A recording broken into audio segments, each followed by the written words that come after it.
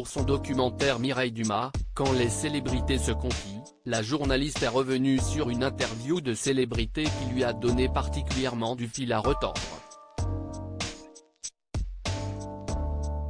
Mireille Dumas était l'invitée de Culture Média sur Europe 1 ce 8 juin à l'occasion du documentaire Les années télé de Mireille Dumas, Quand les célébrités se confient qui sera diffusé ce vendredi sur France 3.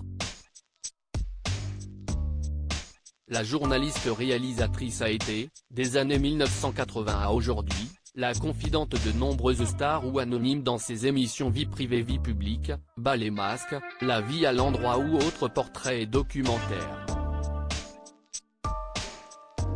Dans ce récit qui retrace plusieurs décennies de rencontres, Mireille Dumas revient sur des moments marquants de sa vie d'intervieweuse. Certains d'entre eux ont été repérés par Philippe Vandel, animateur d'Europe 1, à l'image de la rencontre avec l'acteur Benoît Poelvoorde en 2007. La neutralité bienveillante de Mireille Dumas, jeune comédien qui venait faire la promotion de son film Cowboy, il avait alors mis du temps à faire tomber le masque pour se dévoiler devant Mireille Dumas.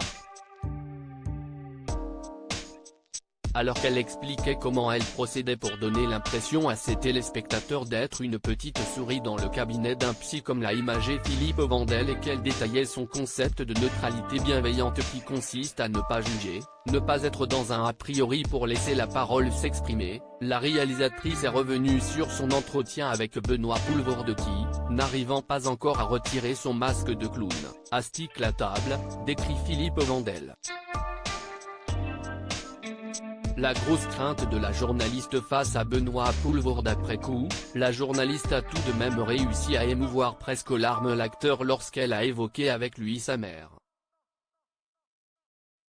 J'attends des éclairs de vérité et à chaque fois je suis surprise puisque ce qui s'exprime est ce qui est toujours le plus surprenant, si est quand on sort de ce qu'on attend, quand on est hors sentier battu, raconte-t-elle avant de se souvenir que ce moment lui avait valu une petite frayeur. J'ai eu peur avec Benoît Poelvoorde de passer complètement à côté de lui parce qu'il était tellement intimidé au départ qu'il plaisantait beaucoup. Heureusement pour la journaliste, les choses se sont arrangées, à un moment donné, il s'est lâché.